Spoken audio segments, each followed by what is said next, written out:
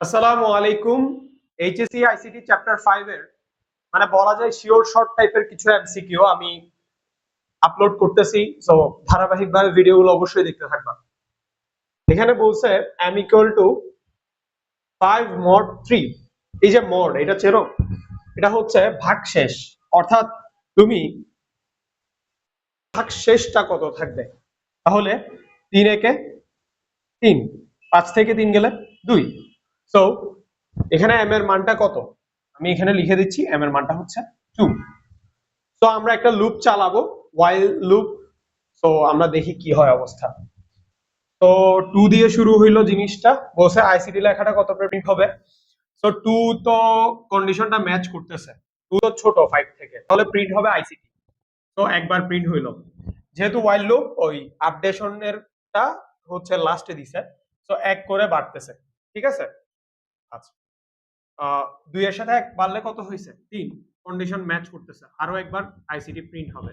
3 এর সাথে 4, মানে 1 বাড়াইলে তো 4, 4 কন্ডিশন ম্যাচ করতেছে, আরো একবার আইসিটি প্রিন্ট হইছে। 5 এর সাথে 5, কন্ডিশন ম্যাচ করতেছে না, তাহলে আইসিটি লেখাটা কয়বার প্রিন্ট হবে? 3 বার। ওকে, একদম শর্টকাটে তাড়াতাড়ি করার চেষ্টা করতে হবে loop math. And then again same কোয়ালিটির আরেকটা কি বলছে, x ইকুয়াল টু 10, দুইবার দিছে x, এটা হচ্ছে ভাগফল, আর এটা হচ্ছে ভাগশেষ, এটা মনে রাখতে হবে। 10 কে যদি তুমি 2 দিয়ে ভাগ করো কত হচ্ছে? 5 হচ্ছে। 5 হচ্ছে ভাগফল, কত হয়? 5 হয়, এখানে 5।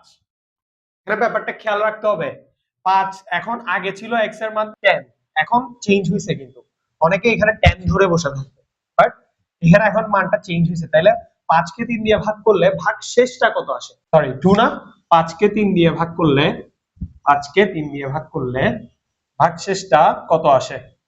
কত আসে? 2 না, এই যে ভাগশেষ। তাহলে এটা এখন x এর মানটা কত হয়ে গেছে? 2 না, তাহলে ওইটাই প্রিন্ট হবে না, লাস্টের x এর মান কত হবে? 2। সিম্পল।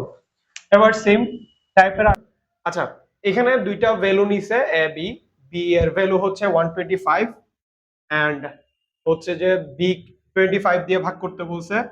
25 কে ভাগ করলে কত হচ্ছে? 25 ইনটু 5 হচ্ছে 125, সো ভাগশেষটা কত আসতেছে? 0 আসতেছে। তাহলে ইকুয়াল টু কত আসলে? 0। প্রিন্টএফ এ, মানে এটাকে প্রিন্ট করতে বলছে। This is the answer.